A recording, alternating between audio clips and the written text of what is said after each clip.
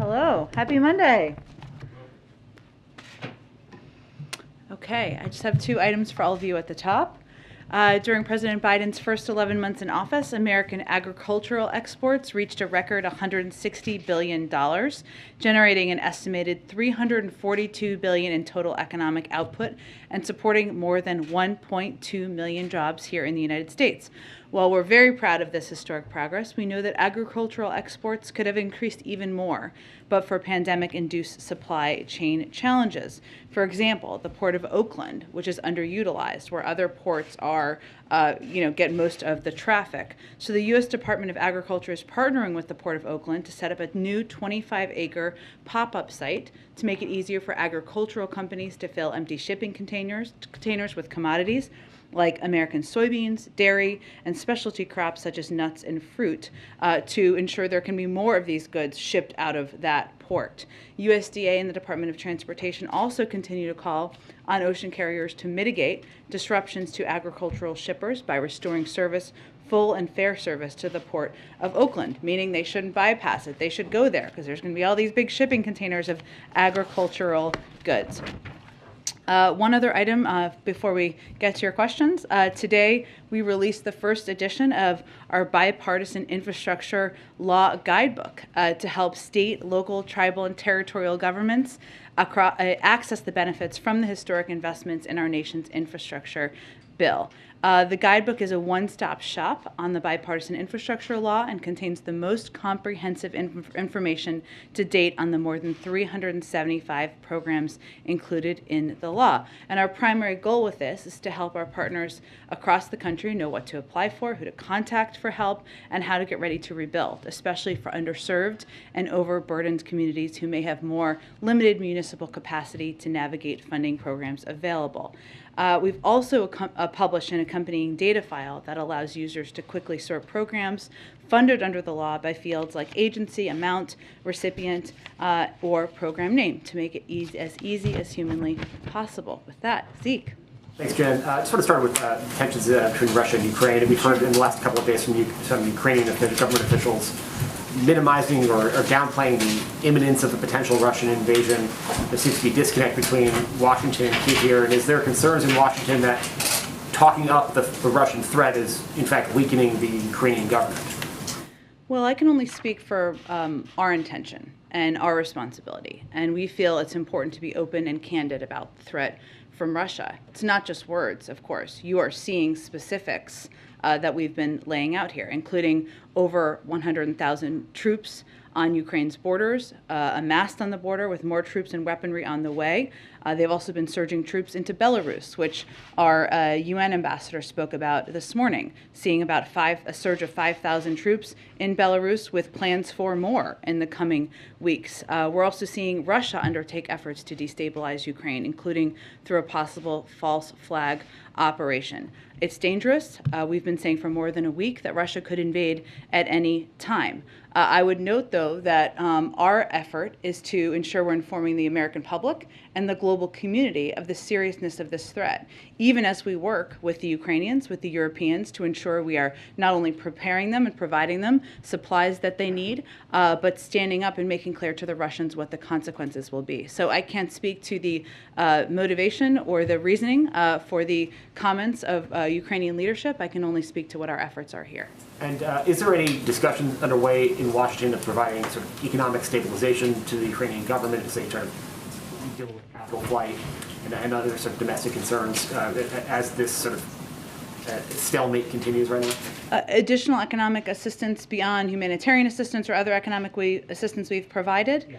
I'm not aware of that, but I can check and see if there's more specifics from our team. On Capitol Hill, there is bipartisan legislation that seems to be coming through pretty quickly that would include potentially preemptive sanctions against Russia ahead of a potential invasion, further invasion. Is that something the president is willing to sign into law should it pass? Well, we are working very closely with Congress on Ukraine and Russia and the tensions we're seeing build up at the border. We've briefed you on the number of conversations we've had, both in a classified and an unclassified format, and we've also had a range of conversations about this legislation. We certainly are encouraged by the fact that there is bipartisan discussions about how to hold Russia accountable, how to have a deterrent impact. Our view is that sanctions can be an effective tool of deterrence, and the deepening sell-off in Russian markets reflects our message to Russia. But we are in these conversations with Congress, and we look forward to continuing those. And just on a different topic, we heard a few minutes ago from Governor Hutchinson calling on the CDC and the federal government to provide more clearer guidance for the American public, I think, as COVID-19 moves from the pandemic stage to a more of an endemic virus that we all have to live with for some time. Can you speak a little bit how is that something that the president believes as well? And is there a disconnect between the White House's messaging for Americans that they should go about, take precautions, but they can go about their daily lives? It's in the midst of this Omicron surge, particularly if they're vaccinated and boosted, but also the precautions that are taken because the president is the president. The distance between him and the governors, not going to dinner last night with the other governors, things like that sort. Well, I would say first there are a number of precautions that we have long taken from the White House and around the president and vice president, which I think is to be expected. He still participated in the event last night. The president's view, which I think you heard him speak to in his press conference just about 10 days ago, is that COVID and our efforts to address COVID are not going to exist in this current world we're living in now. This is not the new normal, what we're living in this moment. And that's important for the public to understand because right now we're seeing record hospitalizations. We are still living with a range of precautions that change how people live their lives. And in the president's view, that is not living with COVID in a way that it doesn't disrupt your life, given we're still dealing with surges across the country. It is also true, as you heard him talk about, and this is where I don't think there's a disconnect. Maybe it's the use of words, that we have a range of tools that we did not have a year ago, right? And this is something we've obviously been in close discussion with governors about. Whether it is, of course, the fact that more than 87% of the country adults have received at least one dose, or the fact that we've just ordered a huge supply of pills that is a game changer in many ways, or that we have masks that are now being distributed across the country and tests as well. So we are in a very different place. I don't think we see it as a disconnect. The president's view is that right now we still need to keep our heads down and stay at it to fight what is still surging in parts of the country, but we do have the tools to get to a point where it does not disrupt our daily lives. Go ahead. Can you give us any update on the president's search for a Supreme Court nominee? He mentioned he's going to be having in-person meetings here at the White House. Mm-hmm. Is that something that might begin this week? Yes, I can give you an update. So, as you have heard the president say, he will do his duty to select a justice not only with the Senate's consent, but with its advice.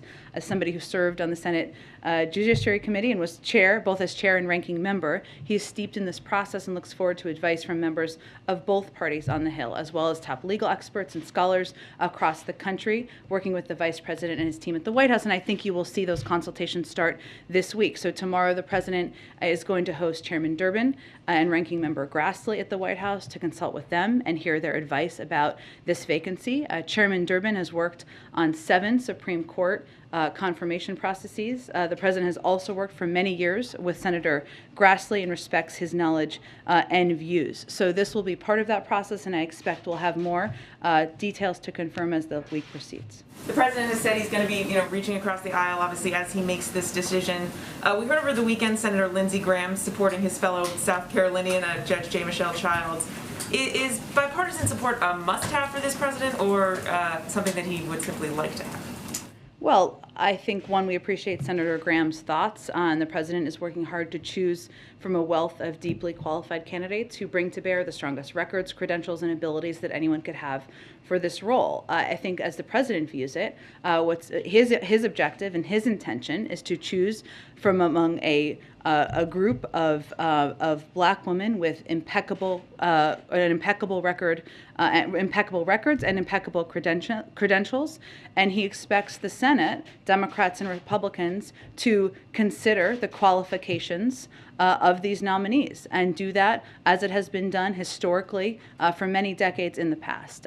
So we certainly expect, and he has every intention of nominating somebody who with impeccable credentials, and certainly we expect and are hopeful that Republicans will look seriously at whomever he nominates and at who they are and what they would bring to the court. And just one more on this.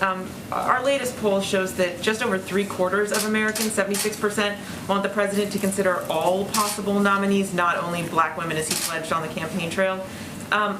What do you make of this, and why do you think that a majority of Americans want the president to take a different approach here? Well, again, what we can assure the American public of, wherever they fell on that poll, is that he will choose and nominate someone who has impeccable credentials and is eminently qualified to serve as a Supreme Court justice, and someone who is eminently qualified to serve in a lifetime appointment. He did make a promise to the country. That's certainly how he sees it, and he's going to work hard on this choice, seeking advice and counsel from, as I noted earlier, a range of leaders, of experts, and that's something that he is already pursuing this week. I would note that there's a long history here.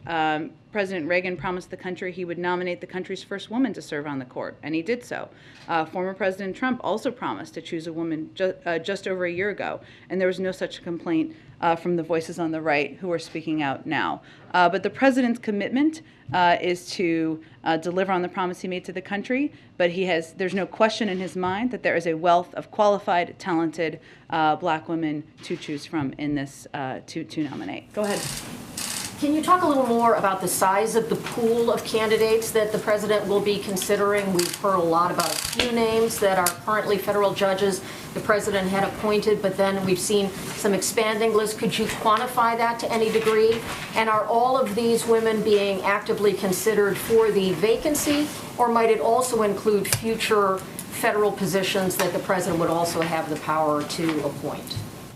Well, this may be unsatisfying. I will just preface for you, Kelly, which I hate to do, but as somebody who appreciates the solemn importance of the responsibility he has, he's of course been reviewing a number of potential candidates. That is a list that is bigger than a few in the number of bios that he has been looking at, and that have been prepared for him by his team in order to be prepared if a vacancy occurred.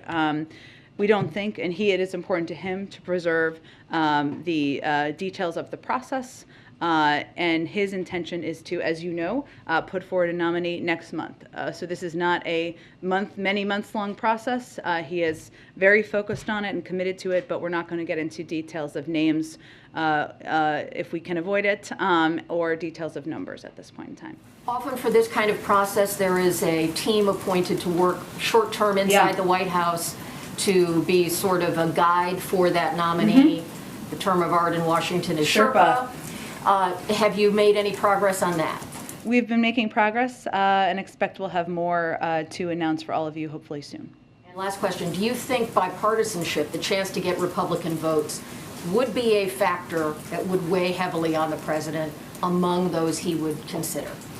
I think the president is going to select a black woman who is qualified, who is prepared, who has impeccable experience to serve on the court. He's going to do that based on her credentials, of course having a discussion with her, and not through gaming out the system. He believes that Democrats and Republicans should seriously and carefully consider any qualified nominee he puts forward, as he has done in the past himself. Go ahead. Sure. Oh, sorry, I'll come back to you, Jack. That's all right. Sorry, thank you. The members of the economic team have been sort of front-running the jobs number on Friday, saying that the figure could be wonky, of course, of all the Omicron cases we had during the sample period. I'm wondering what your expectation, or the White House's expectation for this report is, And in particular, we had a lot of revisions of these reports in recent months. Do you think it's time to overhaul how the Department of Labor does this survey, the methodology, that kind of thing? I have no prediction or call for any changes to how the process is run, but what I can tell you is we're looking in preparation for the Friday jobs numbers. We'll get the monthly jobs report, of course, for January on Friday. The way the jobs numbers are calculated is every month is calculated every month is a little complicated, but there are some simple things here to understand that most people don't realize. If a worker was out sick during the week the survey was taken, because the data is taken over a week, and that is what the monthly jobs numbers is based on, and did not receive paid leave, they are counted as having lost their job. Now, that isn't an accurate depiction, and this is why I think you're asking the second question, of whether or not they were unemployed, but that's how it's calculated. Because Omicron was so highly transmissible, nearly 9 million people called out sick in early January when the jobs data was being collected, so during that same period of time. And the week the survey was taken, the week of January 12th, was at the height of the Omicron spike. So we just wanted to kind of prepare people to understand how the data is taken, what they're looking at, and what it is an assessment of. And as a result, the month's jobs report may show job losses, in large part because workers were out sick from Omicron at the point when it was peaking during the period when the week where the data was taken. Can I follow up on Zeke's question Sure. in regards to the president's distancing in events? Is it fair for us to interpret that this is a precaution being taken given the caseloads we're seeing, in particular in DC, but other places? Is he taking more steps to not sit within 6 feet, for instance, of people than he had been previously? It's not a new precaution.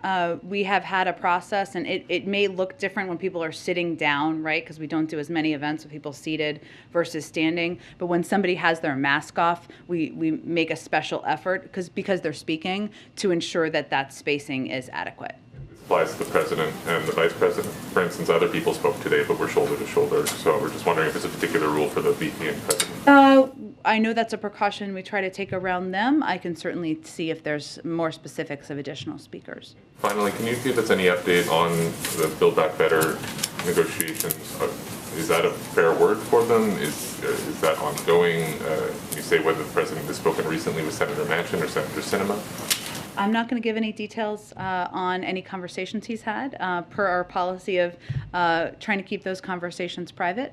I will say that is still a great deal of interest, passion, I might say, and advocacy on the Hill for moving forward with Build Back Better agenda, because there's a recognition and understanding that it's long overdue for Congress to take steps to lower costs for childcare, lower costs for elder care, negotiate the price of prescription drugs, and ask higher income companies and Americans to pay more. Those are all also widely popular among the public. So right now, the point we're at is there's a lot of discussion among members, their staffs, committees. We're engaged in those as well about what big chunk, just to keep using the phrase, we can agree on moving forward. And of course, that would require 50 votes, but those conversations are always ongoing. Thank you. Oh, go ahead, Jackie. Thank you, Jen. Real quick on crime first. Sure. I wanted to ask about, there was your appearance on Pod Save America. There was a discussion of Fox's crime coverage. And one line has prompted some criticism from people. It was soft on crime consequences. What even is that? Were you speaking in your personal opinion, or is that at all a reflection of the priorities of this administration? Because the criticism is that it would reflect that crime is not a priority of this administration. Well, I encourage anyone to listen to the full context of the interview and the conversation. What I was speaking to was a chyron on Fox News, since you raised it, which suggested this administration is soft on crime with no basis, given we have had many conversations and back and forth with you and your colleagues about the prioritization of the president to ensure that we are working as close partners with leaders, whether it is Mayor Adams, who he's going to spend the day with on Thursday, or others in the country. And the facts speak for themselves. This is what I was talking about in the interview for the full context. In the American Rescue Plan, there was additional funding to support local cops programs, something that every single Republican voted against. I said in that interview that I know they don't like it when we call that out. I'm going to keep calling that out because that's a fact. Also, President Biden has proposed a significant increase in funding for local cops programs in his budget, more than the prior president. That's a fact. So if those facts are uncomfortable, I'm sorry for people who feel they need to be critical, but the president has been a longtime advocate of addressing crime. He's never been for defunding the police. Our Department of Justice has increased funding, has put in place support for strike forces. And the other fact that is never talked about in these Fox packages, maybe in this one, is the fact that gun crime is a major driver of crime across the country. Also a fact. So those are pieces I think in that moment I was speaking to. And again, we're about the facts here, and addressing crime is something that is a root of the president's agenda. Appreciate that. And then I want to move on to the DOJ. There is a letter from Tom Cotton today threatening to block the president's DOJ nominees over the Department of Justice allegedly denying 4 deputy U.S. Marshals legal defense in lawsuits stemming from the Portland riots. Is the White House aware of this, and can you give us any explanation for why that would be happening? I'm not aware of the specifics of it, Jackie. I'm happy to check with our counsel's office, I assume, and see if there's something more specific we can get back to you. Thank you. And then on there's been this leaked video of Border Patrol agents expressing frustration over some of the policies of this administration. I know that we talked last week about flights, and we've heard the explanation for this procedure that they were frustrated over. But this video seems to show that morale is, in a tough place, that these agents are frustrated who are having to carry out these policies. Is anything being done to improve morale? Is there going to be any sort of outreach from the administration to Border Patrol, given that we're seeing more of this come to the surface? I haven't watched in detail the video. I will note that I think it was the migrant flights video. Is that the one that was, or is it different? It's a different video. Okay. I didn't want to speak to the wrong thing. Of course, the role that Border Patrol agents play in ensuring security and safety at our borders is something that there's great value for in this administration. I would point you to the Department of Homeland Security, who oversees, of course, the Border Patrol agents, and can see if there's any more specific programs that are underway. Go ahead, Jeff. Thanks. And then Jeff. Go. A follow to Kelly's question about trying to quantify the pool of potential Supreme Court nominees. Yeah. A White House official told us late Friday that the reporting in some outlets that there were 3 primary contenders, that was incorrect. I wonder then, for our reporting, would it be more accurate to say a dozen, dozens plural, women under consideration? I understand your efforts. I appreciate them. I value them. But I can tell you that the president feels very strongly about ensuring we're protecting the process. What I was getting at with Kelly a little bit, but let me be a little more clear, is that the number of bios and information that the president has been reviewing was greater than the 3. Okay. On voting rights, what's the president's view on the early bipartisan talks around rewriting, reforming the Electoral Count Act? It doesn't go nearly as far as he'd wanted on voting rights, but there is perhaps new urgency given the former president's comments at that rally and in the statement where he appeared to admit to this scheme to overturn the election results of 2020. Sure. Well, let me speak to that first, and then I'll come around to the Electoral Count Act. So in terms of the former president, his actions represented a unique and existential threat to our democracy, as the president has said many times. But, his remarks this weekend, he defended the actions of his supporters who stormed the Capitol and brutally attacked the law enforcement officers protecting it. I think it's important to shout that out and call that out. He even attacked his own vice president for not, in his words, having overturned the election. And it's just a reminder of how unfit he is for office. And it's telling that even some of his closest allies have rejected those remarks as inappropriate in the days since.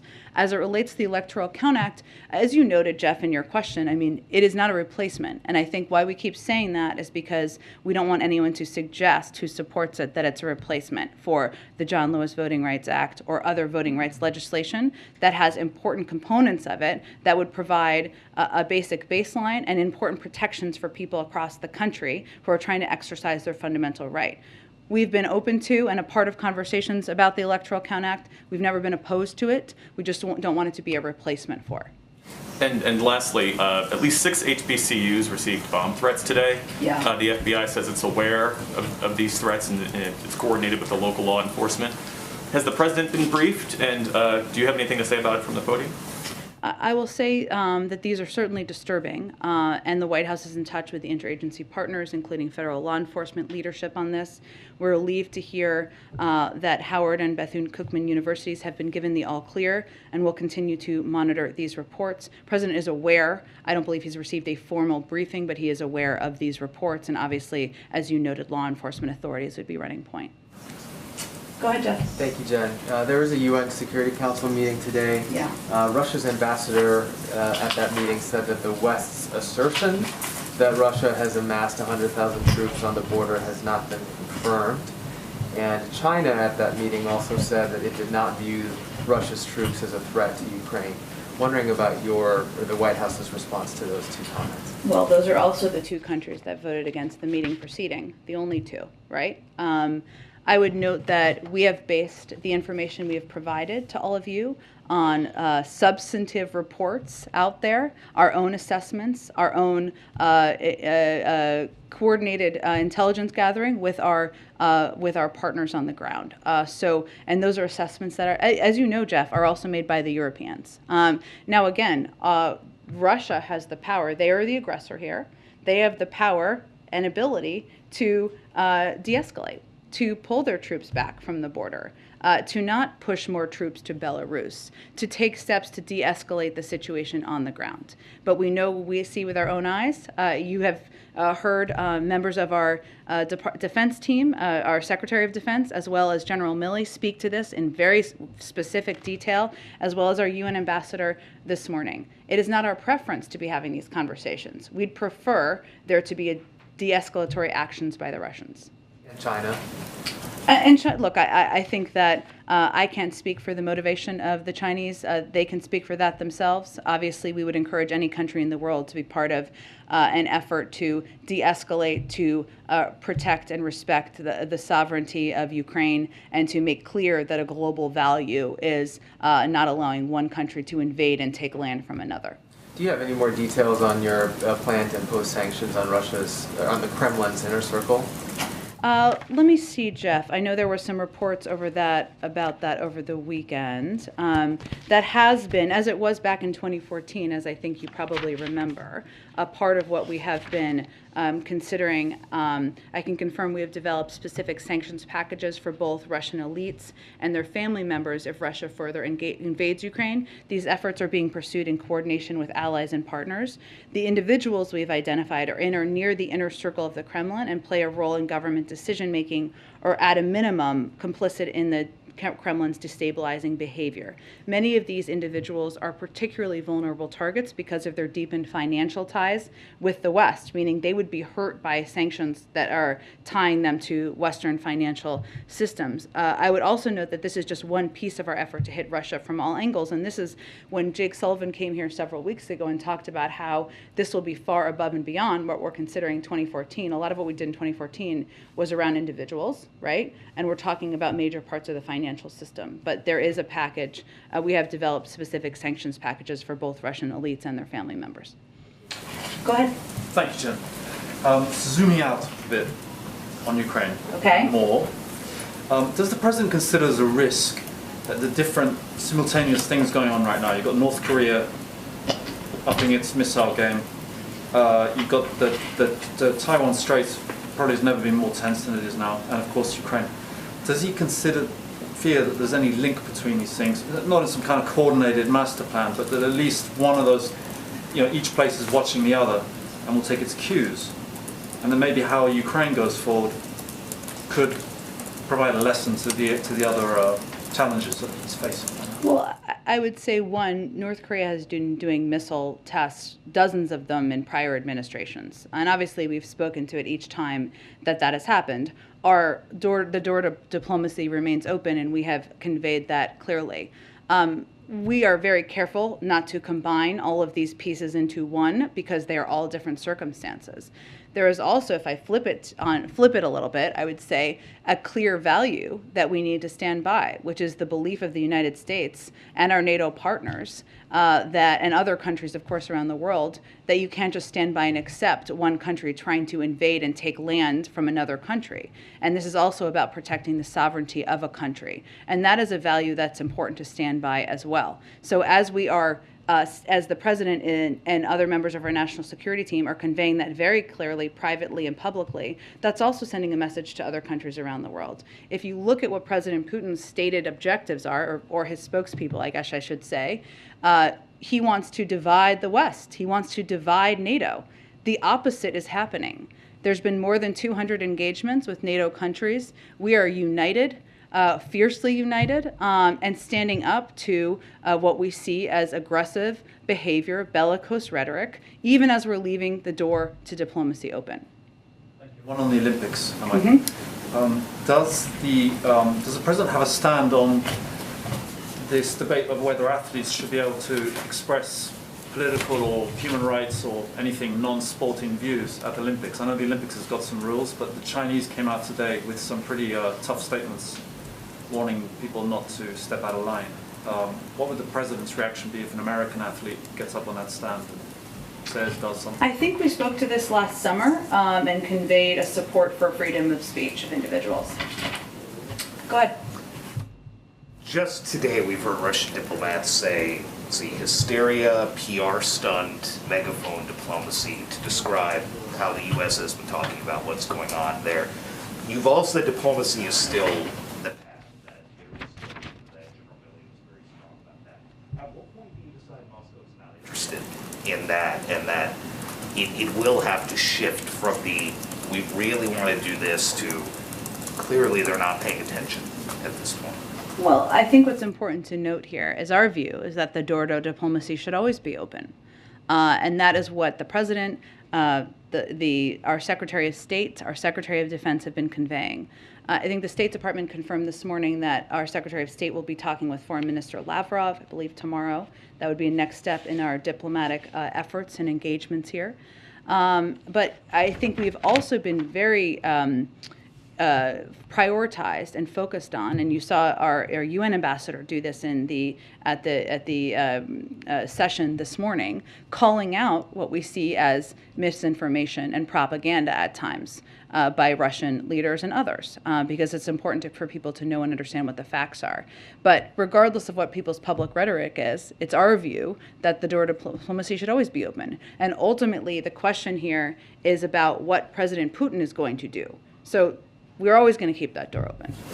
And back to SCOTUS, just to try one more time. Go ahead. With Judge Childs, you had, within 2 hours of the event here with Justice Breyer and the President, you had Congressman Clyburn, obviously a very close ally, come out and very public push for Childs. And then, as mentioned earlier, you had Senator Graham do that. Hard to think of two opposite folks. The number 3 House Democrat, like the President, a former Judiciary Committee They are chairman. both from South Carolina, which may be a factor. Of course, with the state, but when you're talking about the bipartisan part of it, Yeah. how much weight might the president put on something like that, where you have, again, the number 3 House Democrat, you have a Lindsey Graham, uniting for one person and very publicly putting the pressure on almost immediately to kind of nudge him in that direction? Well, I can only tell you how the president is approaching his role here, and he is very familiar and has lived through many confirmation processes and hearings. He takes his role very seriously, and his role is to pick the most eminently qualified, credentialed black woman to serve as a Supreme Court justice, a lifetime appointment. It is certainly encouraging. We've seen the comments, of course, of Senator Graham and Congressman Clyburn. We always welcome agreement on anything in this town, but the president's focus is not on gaming out the process. It's on picking the right candidate. Go ahead in the back. So the president today, two topics, which on inflation, the first one. The president told governors today, quote, we've sent you a whole hell of a lot of money and we're going to send you more. The Fed chairman last week, though, said that a drop in fiscal spending this year will help ease inflation. So again, what's the level of concern for the president that more spending would contribute to inflation? Well, there is still going to be a massive drop this year because of the end of a number of programs. So that doesn't change what the president conveyed. I didn't see the totality of it, so I don't know what the full context of it. There are still, of course, programs and requests that these governors have, whether it is help on COVID or help with specific small businesses. And there is still some targeted assistance that leaders still want, they need, and we are delivering from the federal government. But that doesn't change. If you look at the overarching graph of like how much federal assistance is going, it's a natural drop because of the end of a lot of programs. So on the Federal Reserve nominees, the Federal Reserve maintains its independence. One of the picks, Sarah Bloom Raskin, is the wife of Representative Jamie Raskin, as you know. It's been a while since I had the seat, so I get to ask about the Federal Reserve now. He was an impeachment manager in the impeachment trial of a Republican president. So does the president believe she can keep that independence from the Fed? Well, I would also I think she can stand on her own qualifications, not just because she's a woman, but because she's done a lot in her career. She has been said by many to be the most qualified person to be nominated to this role, which I think is probably more important than who she's married to, I would argue. She brings unprecedented experience to this role and the support of economic experts across the spectrum, including from the top economic advisor to former President Bush. She believes, and she has said she believes firmly in the independent role of the Federal Reserve and will work in concert with Chair Powell and her colleagues to identify and mitigate a range of risks. She is also, somebody who, again, as I mentioned, has a wealth of experience that she would be leaning into in this role. The U.S. Chamber of Commerce sent a letter to committee members there calling into question her activism related to regulations on where banks could lend or should be able to limit lending into certain industries, specifically coal and oil. Well, let me note what a couple of others have said. The community banker and former Fed Governor Betsy Duke. The characterization of Sarah Bloom Raskin as someone who will use the powers of the Fed for political purposes is simply false. I saw every day her commitment to the Fed's dual mandate. Former Bush CEA Chair Glenn Hubbard. Raskin brings a wealth of experience to a Fed role. Former Independent Community Bankers of America President and CEO Cam Fine. An outstanding group of nominees. I hope the Senate will confirm them as soon as possible. And I think just like any nominee, she should be judged by her qualifications. She will have a hearing coming up where I'm sure she will answer a range of questions. But I think her background, her credentials, her experience is unquestionable in terms of its preparedness for this role. So her husband being an impeachment manager had nothing to do with that, just to put it bluntly. Again, I would say that her experience and her impeccable credentials were the determinant in her being nominated for this role. And I think it's a little questionable for anyone to raise otherwise. Go ahead. Thank you, Jen. The administration is committed to the release of U.S. citizens held in Iran. Can you update us if there's anything new and whether the White House has asked the Qatari foreign minister to mediate since he was recently in Tehran? And I have another question. Sure. Well, I would say obviously there's a range of topics, as I think we briefed out to, and we can talk about more about that if you would like, that will be discussed during the meeting this afternoon. There's no special coordination between the United States and Qatar on this particular visit about Iran, but of course there are a range of topics, including the nuclear negotiations, that could be a part of the discussion. So nothing on the release of the hostages. Everything was reported. It's not correct. Well, I would say again, I don't have anything more to offer to you other than to say that they could talk about the Iran nuclear negotiations, but there's no special coordination planned for this trip. Also, the Houthis has attacked Abu Dhabi yesterday while the Israeli president was meeting. You keep saying that you want to protect your allies in the Gulf, but practically, how can you stop them from escalating, as we have seen in the last few weeks? Well, I expect my colleague, John Kirby at the Pentagon, may have more to say on this, but I can tell you that as to your question about the report, U.S. military personnel responded to an inbound missile threat on the UAE. This involved the employment of Patriot interceptors coincident to efforts by the armed forces of the UAE. I would say we are working quite closely with them. Again, my colleague will have more to speak to, but we are very focused on working with them and defending against all threats to their peoples and territories. Go ahead, Shelby. Thanks. I got two. Nikki Haley and Senator Reich wrote an open letter to U.S. Olympic athletes this morning, warning of a high-risk and potentially dangerous political environment Is President Biden at all concerned for the safety of American athletes competing? Well, I would say first that we are very focused on the safety of American athletes. And as you know, unrelated, all related, I guess, we made a decision not to send a delegation. It was not related to that. It was related to our concerns about PRC's ongoing genocide and crimes against humanity in Xinjiang and other human rights abuses. I just wanted to note that for the record.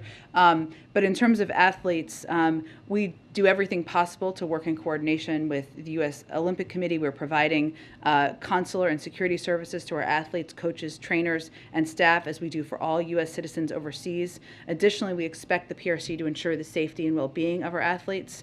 They have our full support. We are 100% behind them. We've also provided the U.S. Olympic and Paralympic Committee and corporate sponsors with briefings as well, and we will continue to work in lockstep with them. And then going back to crime, I know you noted the president is not for defunding the police. He has initiatives on combating crime, but we are seeing crime surge in major cities. And the president's poll numbers on the topic, there was he had an approval rating on crime was at 36% in one December poll. Does that indicate to the White House at all that Americans feel Democrats are out of touch when it comes to safety or criminal justice? And what's the administration's takeaway to these numbers and the rise in crime? I think we all agree, or should agree, that violent crime is a serious problem. We actually saw a record jump in murders in 2020 under the former president, and there hasn't been new FBI nationwide data that has been released to date. There has been some city data, of course, which is important to focus on and talk about. Our view is that instead of turning this into a political football, we need to be focused from the beginning of the president's time, all of his time in office, on reducing crime and keeping our community safe. And that's why he's been a long-time advocate for more accountable community policing. That's why he has supported and advocated for additional funding for proven community programs to reduce crime, why he's working to crack down on rogue gun dealers who sell firearms to criminals, and why he's taken executive action to crack down on ghost guns. So his objective is to work with Democrats, Republicans, mayors, local leaders, to work to address what we've seen as increases in crime in some areas, but I would just note that nationwide there has been increases in crime over the past few years. Go ahead. Oh, go ahead. I'm sorry. Go ahead. Jen, the governors were just out at the Stakes just a minute ago after meeting with the president. They have their biggest message to the president and the administration is they want flexibility in how they spend these monies. What can the administration do, or what are which money, just for clarification? Infrastructure, and also COVID relief bills. They want more flexibility in how they can spend that. Sure. Well, I would say first on infrastructure, we just published this massive booklet with the intention of providing a bunch of guidance to governors, state and local electeds, communities about how they can apply for funding. It goes through different grant programs, so different programs work differently. Some of it, as I think we've noted in the past, has been against some of the most structurally challenged bridges, for example, which will take some time. But there are just different ranges of programs that come from different agencies. Obviously, if there are lead pipes in their state or communities or schools, those are things we're going to replace. That's pretty clear. But there is a lot of, hopefully, comprehensive information in this lengthy booklet about how, or book, it's a big book, about how to apply for grants, a follow-up for how to ask questions as they come up as needed. In terms of COVID relief funds, I mean, we have what I'd really have to dig into more specifics of what they're looking for. There have been areas of some flexibility in terms of how funding has been spent for schools or how funding has been spent for local community programs throughout the course of time, like through the American Rescue Plan and others. So I'd have to look at the greater context of what their exact issue is. Okay, and the final question, what is the federal government going to do to supply, or any supplies going to the Northeast states that just got hit by the blizzard? By the blizzard. So we work very closely with state, local leaders to respond to natural disasters, of course, including storms. Typically, those requests need to come first from governors in the states. I can check with FEMA and see if there's any specific request that has come in or what needs that have arisen in the days since the storm. I mean, days, it's not been that many days, but you get what I'm saying. We'll see if we can get more details to you after the briefing. Go ahead. On infrastructure, on the topic of the Skybook, I actually just did a report in the state I cover, California. Yeah. And there were a ton of questions about just the state portion, the formula fund portion. Yeah. That the state already knows is going to get committed. So many questions about how that's supposed to go out. Yeah. How does the White House plan to sort of oversee all of that distribution and sort of make sure that the money is having its intended effect? Sure. You mean to avoid waste, fraud, and abuse, or to? Fraud and abuse, but given that states will have a lot of discretion on how these funds are spent, just in terms of the ultimate outcome being sort of what was intended. Sure, through very close consultation. I mean, you saw the president have a meeting with his infrastructure task force on the day of his 1-year anniversary. That shows how important the implementation of this bill is to the president. The objective, that what we were trying to do with the publication of this book, is to provide clear criteria as a baseline, obviously to build questions off of and to have follow-ups.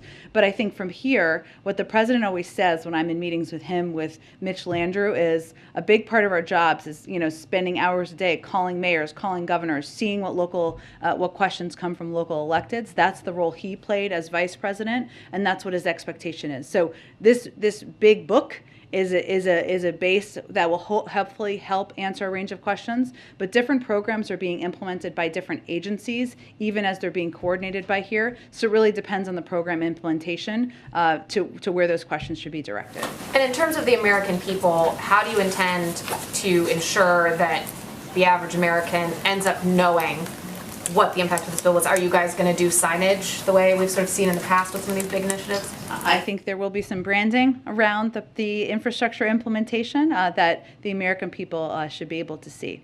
And lastly, it's still up in the air, but in California there's sort of a push to get a single payer health plan across the state. Is that something that you think the federal government could end up being able to interface with, and something that, if California were to proceed, you guys would welcome? In terms of interface, in what way? That if the state were to implement this sort of single payer plan that would work with everything else you guys have in the healthcare ecosystem. We would, of course, work to coordinate with any state, but I don't have any more details at this point in time. We'll wait to see what they do. Thanks, everyone. Thanks, Jeff.